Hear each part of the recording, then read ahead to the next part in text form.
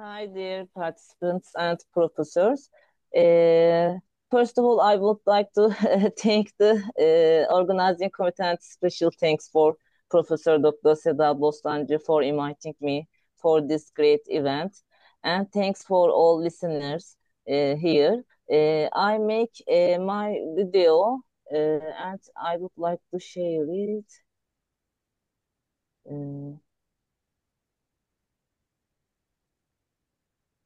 Uh, can you hear? Hi, I am yes. from Turkey. I am Professor Dr. Seda Yıldırım. I work in Tekirdağ Namık Kemal University. First of all, I would like to thank the organizing committee to invite me for this great event. I am so glad to be a part of the third International Political Science and Public Administration Symposium. I will present a mini study for the link between artificial intelligence and green transition and smart technology. I will share my presentation now.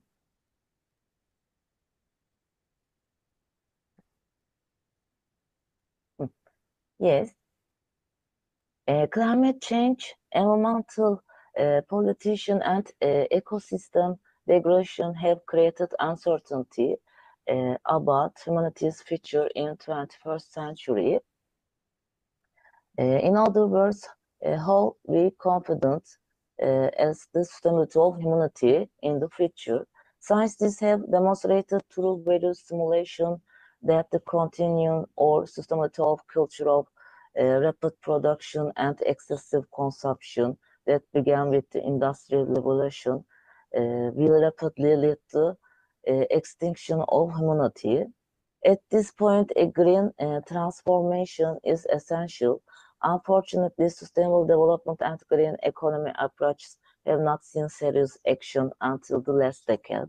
With 2030 Sustainable Development Goals adopted in 2050, the United Nations presented world leaders with a roadmap for a sustainable future. Within the framework of these 17 fundamental goals, individuals, producers, and governments have begun to embrace green transformation and sustainable transformation.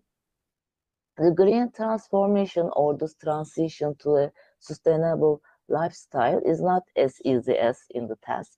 Producers and consumers must abandon the overproduction and overconsumption habits ingrained in the conventional economy. Technology has assumed a leading role in manufacturing process, such as green production, green design, green technology, and green development.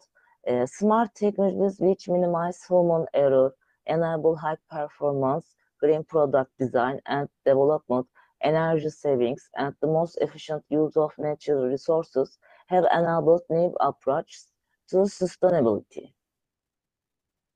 So we assume that there is a strong relationship between green economy, circular economy, and smart technology. A review of both current reports and literature reveals that the artificial intelligence and smart technologies play a leading role in green and circular economy applications or practices. With the help of smart technologies, manufacturers achieve cost savings and maximize resource efficiency and energy savings in manufacturing. For manufacturers who see the contribution of smart technology and artificial integration to green production, smart technologies have become an integral part of the sustainable transformation.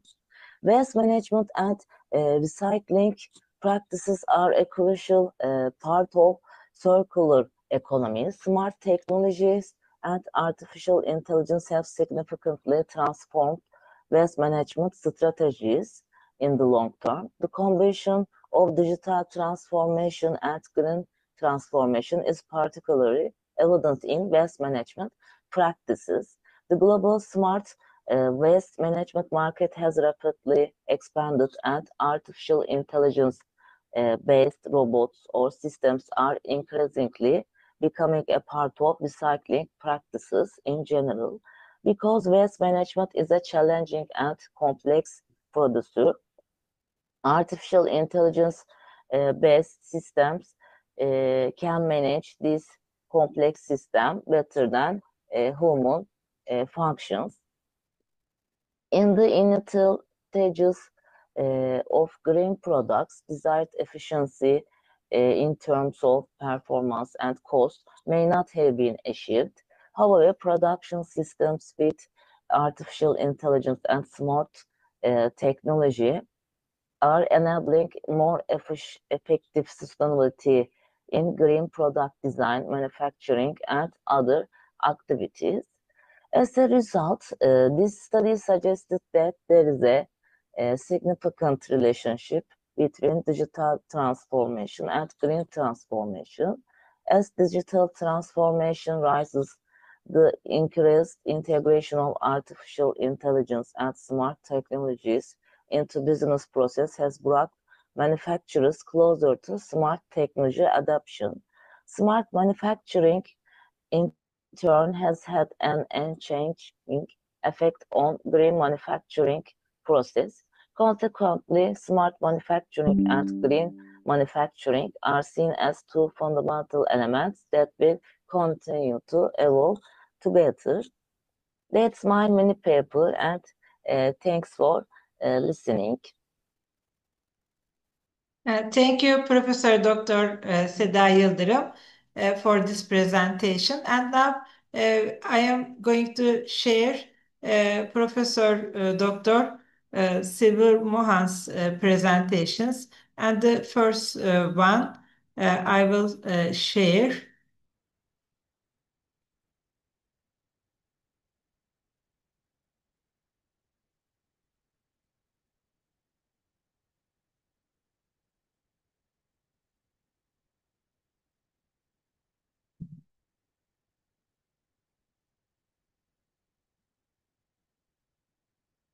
Good morning to all of you. I am Dr. Shivaratna Mohan from Symposium Center for Management Studies, Bangalore, Symposium International Deemed University, India, and Dr. Ilamurugan Balasundaram from Savitha Institute of Medical and Technical Science, Chennai, and Professor Dr. Seda, presenting the paper titled Digital Divide and Governance Justice, Examining Equity, Accountability, and Participatory Democracy in India's Smart City Initiatives and E-Governance. Dear researchers, everyone knows that India's smart city initiatives and e-governance faces significant challenges in achieving equity, accountability, and participatory democracy. It is due to persistent digital divide, while the projects like Digital India and the smart city missions aim for a digital empowered society, unequal access to technology, low digital literacy, and poor infrastructure threaten to exclude vulnerable population and existing socio-economic disparities. Let us see how the digital divide that impacts in India. The digital divide in India manifests across several socio-economic and democratic factors, significantly impacting governance justice. The first, the important effect is urban versus rural disparities. Despite progress, a straight gap remains. In 2021, only 15% of rural households had internet access compared to 42% in cities. Critical infrastructures like reliable electricity and broadband is often lacking in remote villages. The second impact that we assumed that the gender gap. The study shows that Indian women are less likely than men to own mobile phone and use the internet, creating a significant gender-based digital inequalities. The third factors remain socio-economic factors. Access to technology, internet costs, and digital literacy vary dramatically across the different income groups. This inequality restricts the poor from fully accessing e-governance services and opportunities. Further, the language barrier also make a significant impact on. A majority of Indians prefer using the internet in regional language, but many e-governance platforms are primarily available in English or Hindi. This creates linguistic barrier that hinder adoptions. Further, the lack of digital literacy. Many citizens, particularly in rural areas, lack the skill to operate computers or navigate the internet. This technology barrier prevents them from utilizing online government services. Further, there are some challenges to governance justice. Yes, the digital divide directly undermines the goal of promoting equity, accountability, and participation in small cities and e-governance initiatives. Like that, if you are speaking about that equity, the unequal distribution of technology limits access to digital services, creating two-tiered system where digitally connected citizens receive better and faster services while excluded populations are marginalized. That make a challenges to equity. The differential access to services also part of the challenges to governance justice. The initiatives in areas like education and healthcare sectors are hampered if the target demographic lacks the necessary digital access or skills to use them.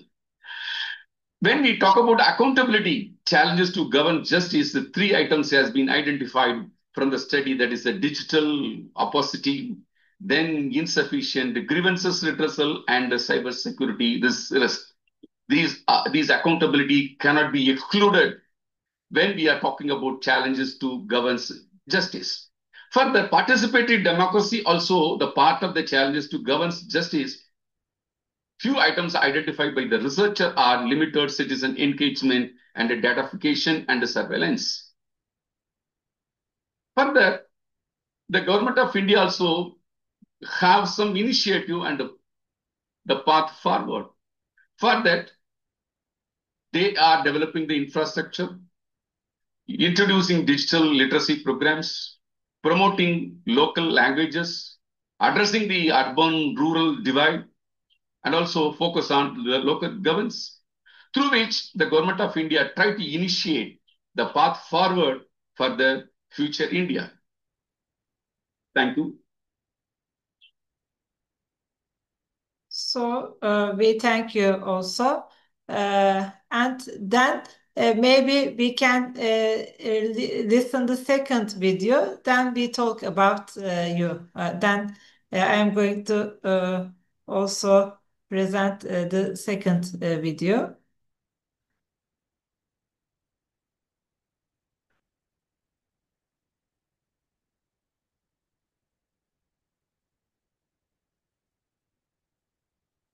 Good afternoon to all of you.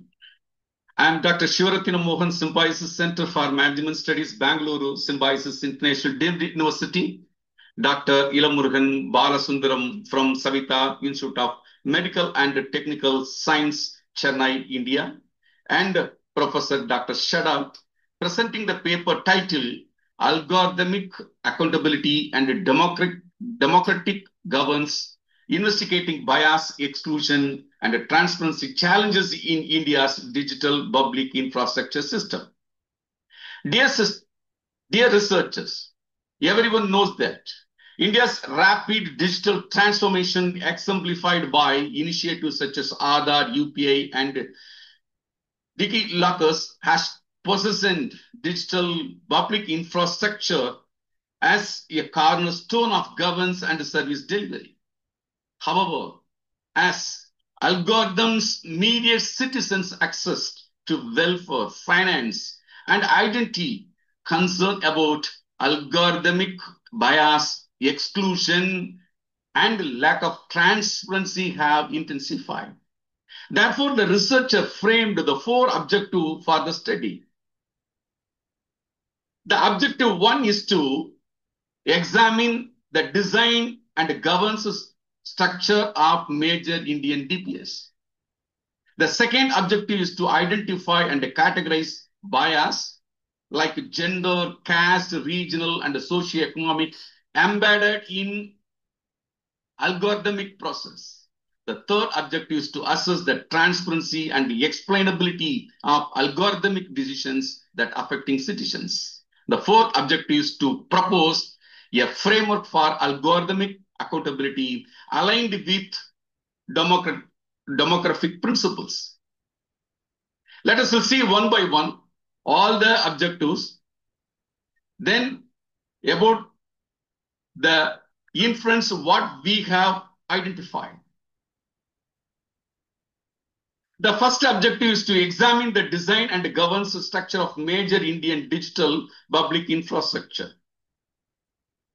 What we have inferred, the India's major DPS are Aadhaar, Unified Payment Interface, DigiLocker, Co-Win, and ONDC are designed as public digital platforms enabling large-scale citizens access to service. However, the governance structure are fragmented, often involving multiple agencies like NPCI, UDI, and private partners. These systems operate under limited legislative frameworks such as the data production, algorithmic auditing, and citizen oversight, still evolving. The findings reveals that while DPI design emphasizes scalability and efficiency, accountability mechanism such as algorithmic audit trial, human oversight, and redressal channel remain weak and inconsistent across platforms.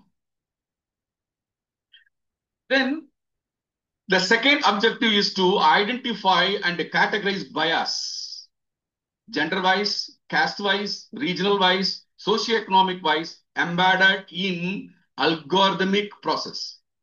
The study find that algorithmic bias in Indian DPS often mirrors existing social and structural inequalities, no doubt. What we understand about the gender bias as per the study, the gender bias, the women, especially those without digital literacy or mobile ownership, face exclusion from UPI and other linked services. That we understand about the gender bias. Second thing, caste and regional bias. The data training sets and systems design may privilege urban or upper caste identities. The second bias is socioeconomic bias. Authentication failure in Aadhaar due to fingerprint mismatches or network issues that affect the rural and marginalized population. So these biases are not always intentional, but stem from the data quality issues, lack of inclusive design, and absence of algorithmic impact assessment. Then the third objective is to access the transparency and explainability of algorithmic decision affecting citizens. The research finding very clearly stated that most DPS function as black box system where algorithmic decisions rules are not publicly disclosed. What we further identify that the transparency challenges include limited public documentations, absence of citizens-friendly explanation, and a lack of independent audit and the right to explanation. Then the fourth objective is to propose a framework for algorithmic accountability aligned with democratic principles. The researcher found that the proposed framework emphasizes the transparency, participation, and redressal structure around the three pillars. One is transparency mechanism. Second one is democratic oversight and citizens empowerment. This framework aims to integrate ethical AI governance artificial intelligence governs within India's democratic values, ensuring inclusivity, fairness, and public accountability. Thank you. Yes. So, thank you, dear Professor Silverta Mohan. And now it's your turn. You can say something for your presentations. Yes, in my presentation, I have very clearly stated about that, how the digital transforms the future universe. What are the challenges every country is facing, especially India? We are necessary to prepare for that. Some initiatives are record. Still, the challenges are prevailing. That's why we are facing the digital trade war between the countries, very specifically India versus America, India versus the China, India versus so many countries. India, like a large population country, the potential trade market. Everyone is fighting how to bring the product in the digital way. However, India, like a developing nation, necessary to improvise the digital infrastructure. Yes, India started to explore the way in which how to rule the world digital market is working on. Yes, the few days before also we understood about how the Zoha make a threat to the Google. Yes, the Google also proceeded their promotion in India by existing their business in India with 1 lakh dollars. So everything in front of the eyes, how everyone bring their product and services through the digital market. Yes, for that sufficient governance is record. The world is understanding. We are working on it. So that is a core and the way in which we approach our research work. Yes, we got a very good results and outcomes. Yes, all the two papers will show some good recommendations and the suggestions. At least the readers may understand about how the e-governance is very important in the world platform. Thank you. Thank you very much for all your efforts. Your also Keynote speak is joined together in this conference. So we finalized the two sections and we are now passing the third section. And Dr. Komal RAWAT is... Yes, before that, I would like to thank both the Dr. Professor Shadas in the screen. Yes, the first person is Dr. Seda YILDIRIM has introduced me to our university. This is the second time I'm with Seda doing this presentation. Yes, how Dr. Seda YILDIRIM is connecting with us and do a lot of the research on it. So thank you, Dr. Seda YILDIRIM, and also Dr. Thanks Seda. for your collaboration. Thanks. Yes, we'll do the wonders in future, near future. My book, Reinforcement Learning from Dicky Router also. I think we have spoken many things related to the digital part. Yes, we'll wait for the same. In future, yes, your university can collaborate with us. We can do many things. India versus Turkey, do the best collaboration. So we are godly invite you through this forum. Thank you. Bye-bye. Have a nice day. Thank you. Thank you very much. Thank you. And also we thank Professor Dr. Seda YILDIRIM for this beautiful collaborations. Thank you, Seda YILDIRIM. And now Komal RAWAT, Dr. Komal RAWAT, term is yours as chairman of the session and the presentation, your presentation also. Thank you, ma'am.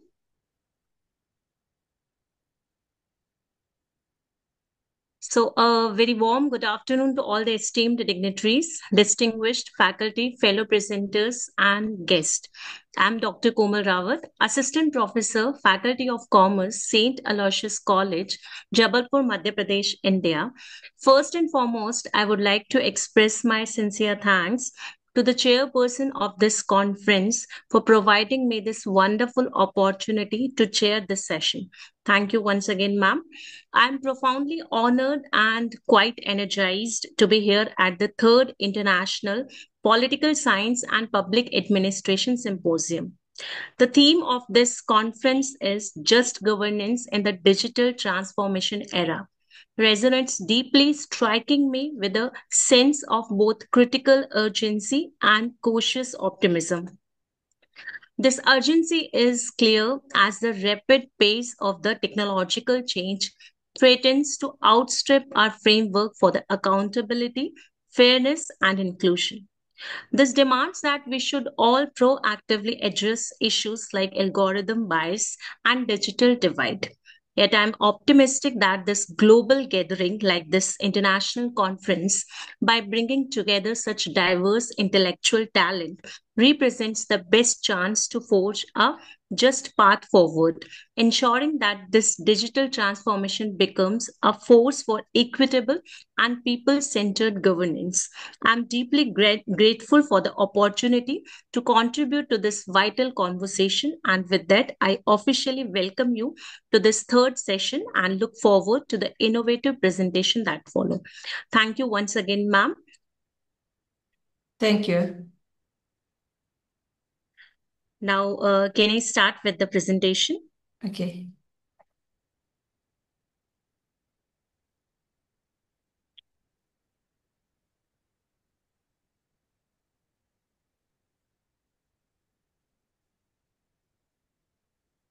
Okay, so I'll start with the presentation. And my topic is Bridging the Digital Divides, Inclusive Governance Strategies for the Marginalized Communities. So we have made study on the marginalized communities because the governance, it has played a vital role for the growth and development of the marginalized communities. So I'm presenting this paper here. And first of all, I start with the introduction to the digital divide. So this digitization rapidly transforms the governance worldwide, but it simultaneously exposes a widening digital divide that severely affects the marginalized communities. So these are the communities which we are not involving in all kind of the decisions.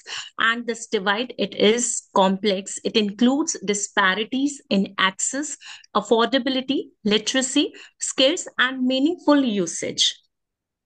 So this is the digital divide. And this digital divide, it is talking about the inclusive digital governance. And it means that by ensuring the equitable access to the public goods, regardless of their socio-economic status. So it doesn't matter that you are in which socio-economic status, but if you are the part of a country, so you should be involved in all kind of the decisions and all kind of the technology.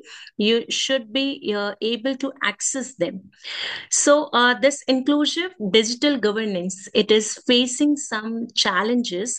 And the challenges, like I have mentioned here, some challenges, like the number one, we have inclusive governance, prioritization, exclusionary platforms, infrastructure biasness, and lack of the participation. So these are the main challenges that when we are having this kind of the inclusive digital governance, we are facing these challenges. Now, coming to the research objectives of our study. So our study seeks to achieve these objectives. Like number one, we have identifying the socio-economic, cultural, and infrastructural barriers faced by these marginal communities, and analyze the successes and failures of the digital inclusion initiatives globally and regionally. Next, we have developing a framework that integrates community participation and multilingual design. And finally, we have to propose and recommend some policies to promote the digital equity and sustained participation. So these are the objectives. Next, this digital divide, it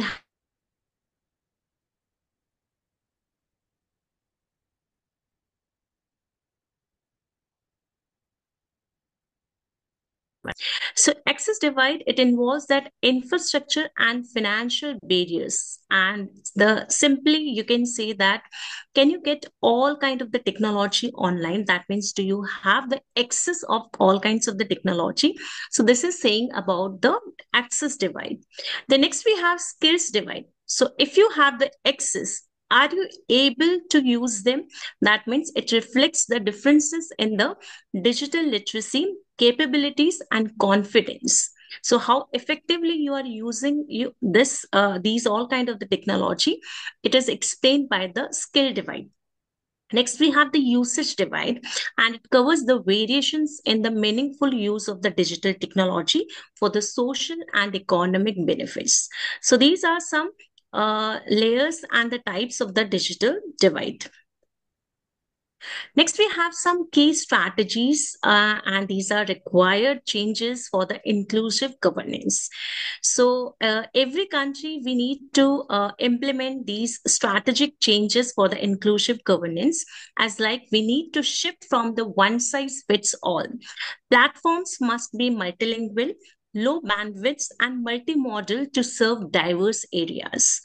Next, we have invest in the community-led training, digital literacy and training. They all must be delivered to by the trusted local agencies who understand the community context. Sometimes we have such kind of the platforms and agency which they are not able to cater all the marginalized communities requirements. So here we need to do this. And next is we need to develop the offline support, like we need to create common services centers and other offline infrastructure to help users with complex digital transactions, bridging the gap between the digital and physical. So these are some changes which we require to have for the inclusive governance. Next, we have some policy implications and recommendations. So, like number one, we have the mandate inclusive design. Like every country should have this digital public goods must be designed using inclusive principles from the very start. So very beginning, if you are using these inclusive principles in your governance and policies, so definitely all kind of the marginalized communities, they can be catered. Next, enforce digital equity. So we need to implement and enforce policies that guarantee digital equity and access for all kind of the socio-economic groups. And we should also engage marginalized groups. So there is urgency of actively involving these communities in policy formulation and service design to endure the relevance and trust. You have 3 minutes because of this. Yes, I'm going to. Okay, yes, ma'am. Sure, ma'am. So finally, I'm coming to the global strategies. Okay, so developed countries, they now focus on the digital participation, data equity, and algorithm fairness. So the EU Digital Decade targets universal connectivity and gender equity by 2030. And we need to also focus on high quality multilingual and user-centered e-governance. So I want to explain the whole study in the brief. Like we have taken some countries like global initiatives we have highlighted, and we have also highlighted like digital inclusion in the Asia, Africa, and some other countries. And finally, we have correlated all these things with the India. So as like we finally highlighting and doing a comparative study between the different continents, and finally we are comparing this with our country, India. So in the shortage of the time, I'm finally concluding. So, digital inclusion ultimately requires the innovation across the policy design and community engagement. This means that sustainable digital governance that integrates the essential offline supports with the digital tools. So, our ultimate goal is to create the digital ecosystem that empowers, not excluding marginalized communities. So, every country, if we are focusing on the marginalized communities, their involvement, their participation, and their accessibility to the technology, definitely we can reach to our area. And we can also fulfill all our goals and objectives of sustainable development goals. Thank you once again. And thank you very much, Komal RAWAT, as your also chairman discussion and the presentation. These are very important areas, especially the people who have some marginalized, for example, some disabilities, older people, and these are very important areas. So after this session, we are going to start with webinar presentation, and also we are listening to Apurva presentation first of all. Then we are going to run about this one, and I will mail the third one also, and share the link in here, and see you in 10 minutes later. See you all, and thank you all of your cooperations, the dear Silverta Mohan, dear Komal RAWAT, and Prof.Dr. Seda YILDIRIM, and also Muraz Süleymanov for listening, our chairman also, Muraz. And thank you for all of you. And after this